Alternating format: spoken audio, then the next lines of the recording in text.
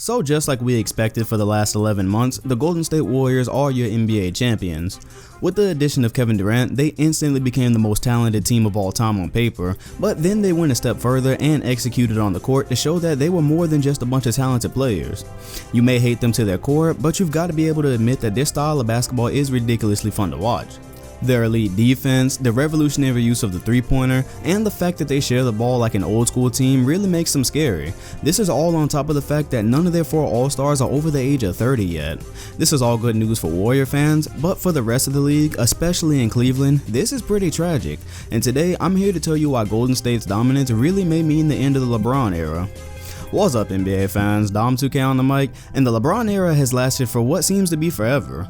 If you've seen my video about the upcoming issue the NBA has to deal with when he retires, I talked about just how long this era has been and how the NBA has almost been single-handedly dependent on LeBron being in the finals every year. His era has lasted so long, in fact, that you could break it up from 03 to 2010, where he was being built up to take the throne from Kobe, and from 2011 to now, where he's either been in the finals or been winning it.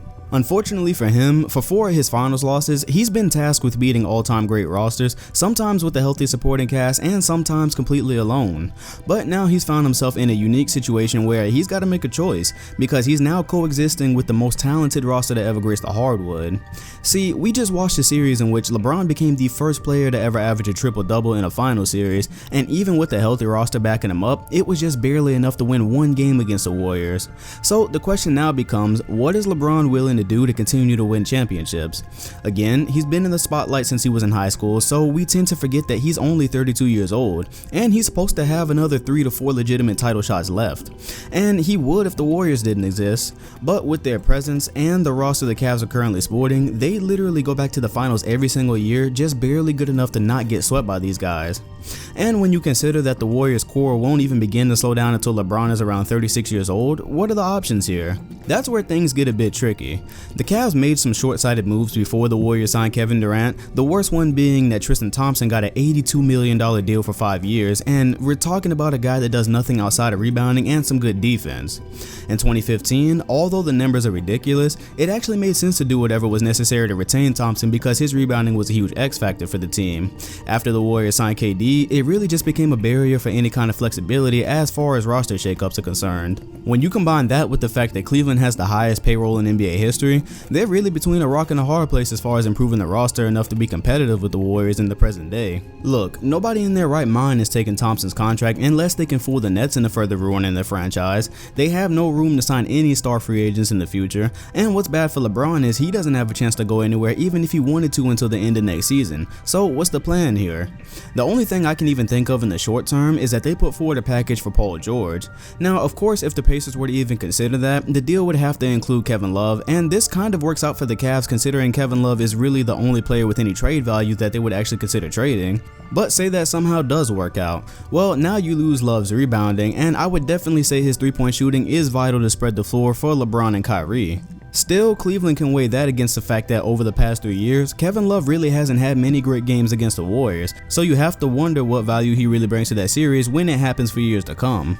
There's definitely concentrating Love too. The only problem is I don't see how Cleveland gets good enough to beat the Warriors with him still on the roster, meaning they can't really add a new star piece with him still there. With their payroll situation, they'd have to really gut the roster to trade for a guy like George, Carmelo, Butler, or really anybody without losing Love. And even then there's really no package Cleveland could offer for players like that without losing him as trade bait.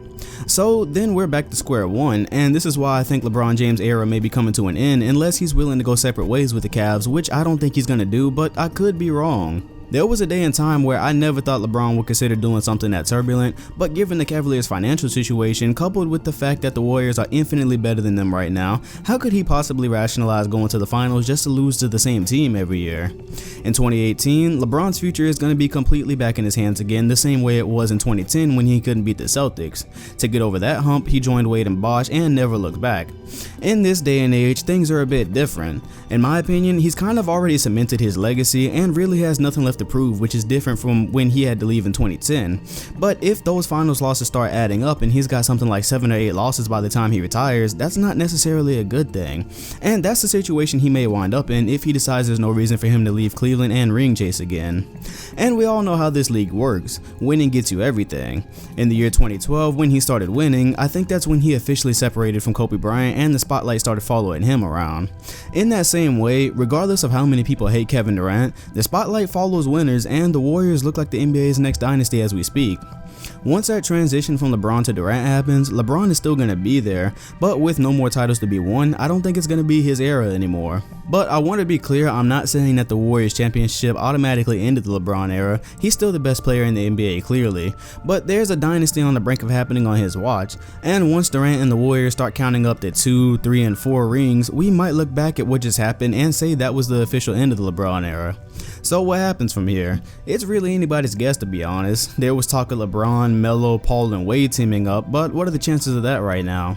Unless both Paul and Dwayne Wade take 1-year deals wherever they sign this summer, they won't be free agents with him and Melo next summer. Even if they coordinated that, what team could take all 4 of them? With little to no flexibility to make the roster better, Cleveland seems to only have a few moves they could make that aren't even guaranteed to make them as good as or better than the Warriors, so they might be looking at another loss next year on the house. All of these questions and really only one certainty. Barring injuries, the Warriors aren't going anywhere for the next 3 to 4 seasons on minimum. And unless LeBron does some really creative accounting or leaves the Cavaliers next season, we may be witnessing the end of an era.